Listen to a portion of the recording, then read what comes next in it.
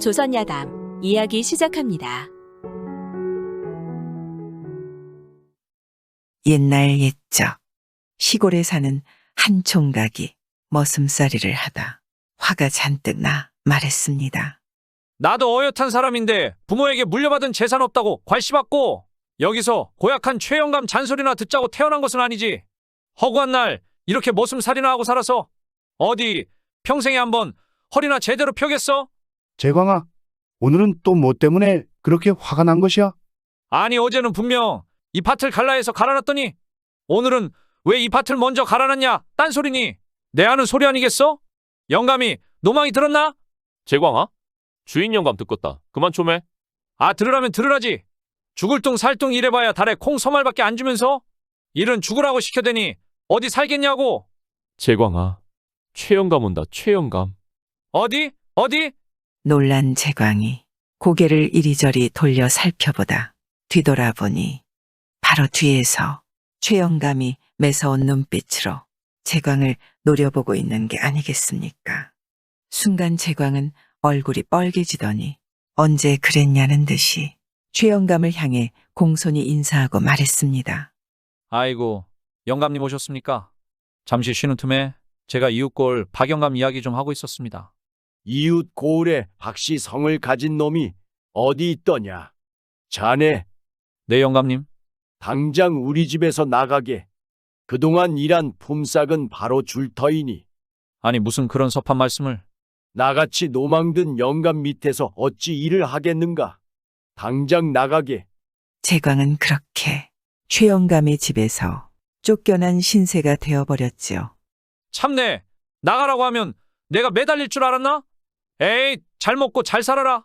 재광은 그렇게 최영감의 집 앞에서 큰 소리를 쳤지만 사실은 앞으로 살 날이 막막했습니다. 아이고 조금만 참을걸. 당장 오늘은 어디서 잠을 자지? 하여간 이놈의 입이 방정이지. 재광의 수중에는 그동안 머슴이를 해모은 돈과 최영감 집에서 쫓겨나면서 받은 콩자루가 전부였지요. 재광은 마을 어귀에 정자나무 아래 홀로 앉아 신세한탄을 하고 있었지요. 그런데 잠시 후 마을 어귀로 어디서 본 듯한 낯익은 사람이 들어오는데 재광이 앞으로 다가오더니 반갑게 인사하지 않겠습니까? 자네, 재광이 아닌가? 오랜만일세. 아니 자네는 칠복이 아닌가? 한양으로 가서 산다고 고향을 떠나더니 이곳에는 웬일인가? 근처에 볼 일이 있어 왔다가 잠시 고향에 들렀네. 그래, 자네는 잘 지냈는가? 나야 늘 그렇지 뭐. 안부를 묻는 칠복에게 재광은 아무 소리도 할 수 없었죠. 그런데 재광이 칠복이를 보니 얼굴은 희고 외관이 뻔질한 것이 꾀죄죄한 자신의 모습과는 완전 딴판이지 않겠습니까? 근데 자네는 한양에 살아서 그런지 모양새가 아주 번득번득하구먼.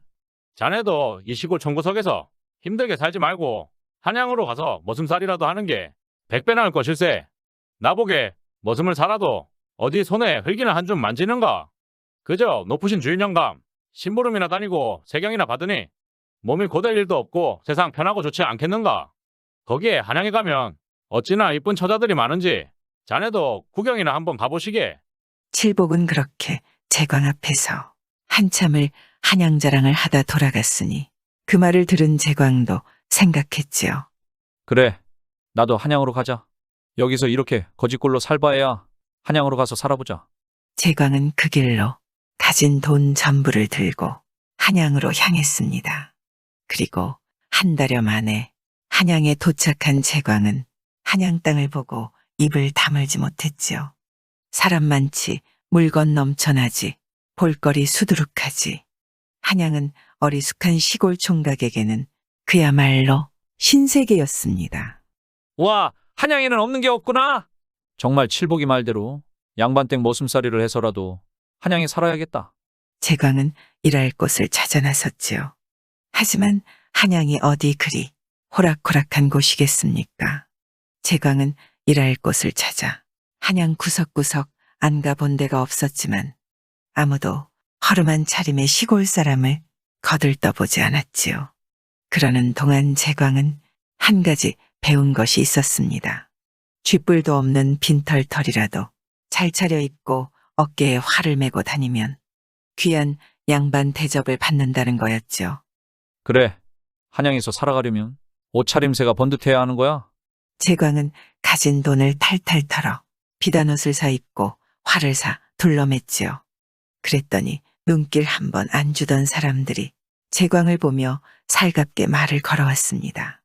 어머, 도련님, 도자기 좀 보고 가세요. 나으리, 중국에서 들여온 비단옷 사세요. 제광은 어깨가 으쓱해져서는 한양의 장터 이곳저곳을 다니며 구경하였지요.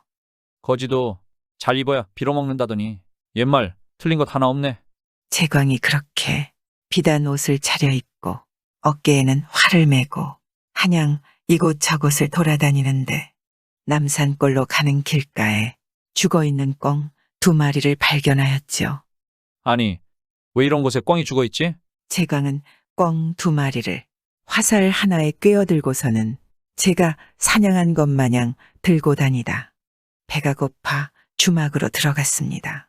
그런데 주막 주인이 호들갑을 떨며 이렇게 말하지 않겠습니까?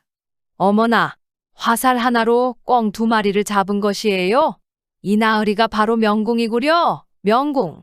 주막 안의 사람들이 그 소리를 듣고 하나 둘 모여들더니 한 화살에 꿰인 꿩을 보며 칭송하였습니다. 거참 대단한 활솜씨요. 그러게 말일세. 이런 활솜씨는 본 적이 없어. 제광은 사실이 아니라고 말하고 싶었으나 주변에서 워낙에 호들갑을 떨어대니 그저 웃고만 있었습니다. 그런데 그때 주막 한켠에서 밥을 먹고 있던 사내가 제광에게 다가와 말했습니다. 참으로 신궁이요. 지금 바로 김정승 댁으로 가보시오. 가면 좋은 일이 생길 것이오. 그게 정말입니까? 그렇소. 서둘러 가보시오. 가서 종사관 윤시영의 소개로 왔다 하시오. 제광은 사내의 말을 김정승 댁에서 좋은 일자리를 얻을 수 있다는 것으로 알아듣고는 물어물어 김정승 댁으로 찾아갔습니다. 이보시오. 여기가 김정승 댁이요? 네, 맞습니다. 어인일이신지요? 종사관 윤시영의 소개로 김정승 어른을 뵈러 왔소. 네, 사랑해서 잠시만 기다려 주십시오. 비단옷을 입고 활을 맨 제광이 정승집 문지기에게 종사관 윤시영의 이름을 대자 문지기는 제광을 깍듯이 맞아 사랑으로 안내하였습니다. 역시 사람은 차림새가 중요한 것이네. 저 문지기도 나를 이제는 존귀하게 대접하니. 잠시 후 사랑의 문이 열리고 김정승이 방으로 들었습니다. 그래, 윤종사관의 소개로 왔다고? 네, 그러합니다. 제광은 속으로 드디어 정승집에서 머슴이를 얻을 수 있겠다 생각했지요. 하지만 김정승은 자리에 앉으며 제광이 메고 온 활을 응시하며 말했지요. 아이고, 내 말 좀 들어보시게. 네, 뭐든지 하명하여 주시옵소서. 그래, 고맙구만. 우리 집 후원에 커다란 감나무가 있지 않겠는가? 그런데 최근 몇 해 동안 웬 부엉이가 한 번씩 날아와 울어대는데 그럴 때마다 식솔 중에 하나가 꼭 병에 걸리거나 집안에 우환이 생겼는데 올해는 부엉이가 매일 같이 찾아와 울어대더니 내 걱정이 이만저만이 아닐세. 명궁이란 명궁들이 모두 우리 집을 다녀갔지만 그 부엉이가 얼마나 날쌘지 그 누구도 부엉이를 쏘아 마치지 못했다네. 제광이 김정승의 이야기를 가만히 듣고 있자니 일은 점점 더 이상한 곳으로 흘러가고 있었던 것이죠. 내 벌써 아들 셋을 잃고 막내 딸만 남았다네. 만약 자네가 부엉이를 잡는다면 자네를 내 사위로 삼겠네.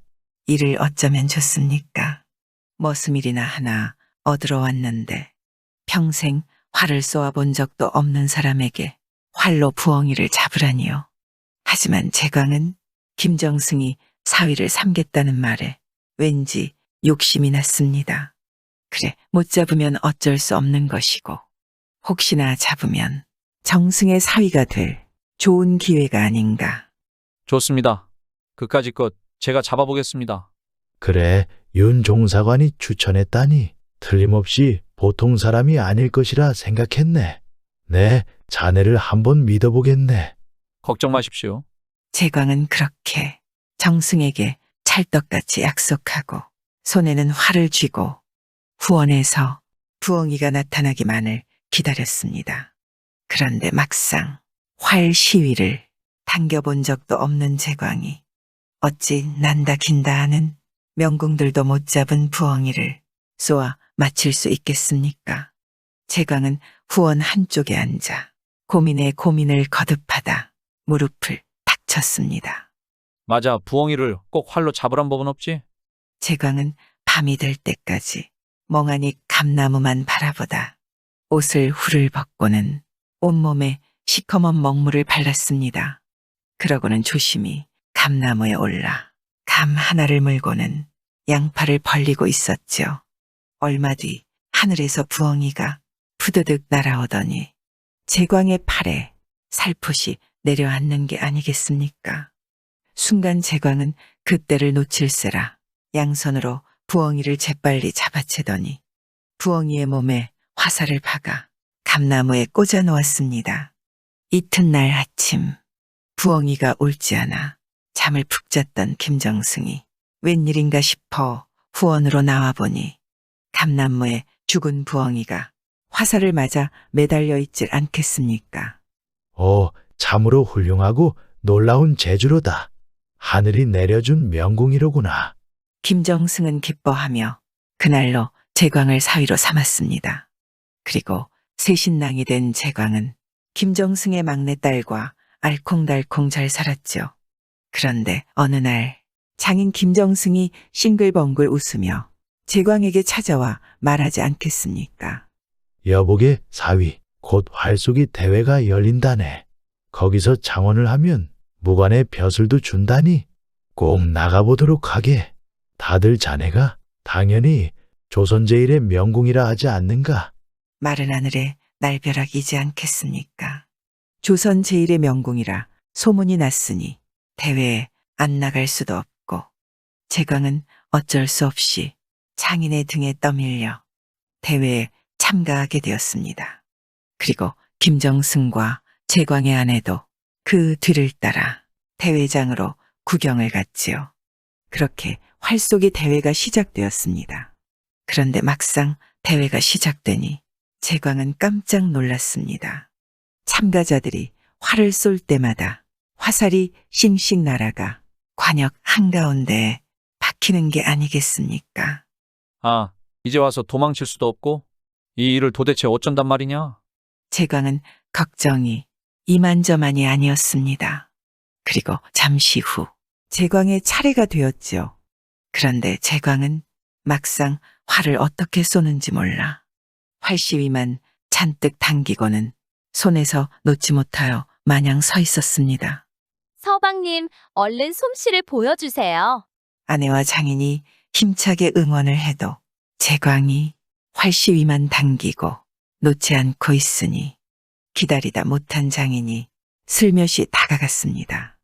이 사람아, 어서 활을 쏘아야지. 김정승이 답답하여 제광의 등을 친다는 것이 잘못하여 제광의 팔을 툭 건드렸습니다. 순간 제광이 손에서 활시위를 놓쳤고 화살은 하늘로 휙 날아갔죠. 그런데 세상에 이런 우연이 또 있을까요? 때마침 솔개 2마리가 하늘을 날고 있었는데 그 중 한 마리가 화살에 맞아 떨어진 게 아니겠습니까? 제광이 가슴을 쓸어내리며 생각했지요. 그래, 사람이 죽으라는 법은 없구나. 제광은 갑자기 태도를 바꿔 큰 소리로 투덜댔습니다. 에이! 장인어른이 제 팔만 건드리지 않았어도 한꺼번에 솔개 2마리를 잡았을 텐데 이제 다시는 활을 쏘지 않겠습니다. 더 이상 살생을 하지 말라는 하늘의 뜻인 것 같습니다. 제광은 그러고는 2번 다시 활을 잡지 않았다 합니다. 그런데 그의 활 솜씨를 제대로 본 사람은 없는데 조선 제일의 명궁 소리를 들으며 평생을 잘 먹고 잘 살았다니 사람은 아니다 아니다 해도 잘 차려입고 스스로 명성을 쌓아가며 살아야 하나 봅니다. 구독과 좋아요와 함께 오늘도 좋은 날 되세요.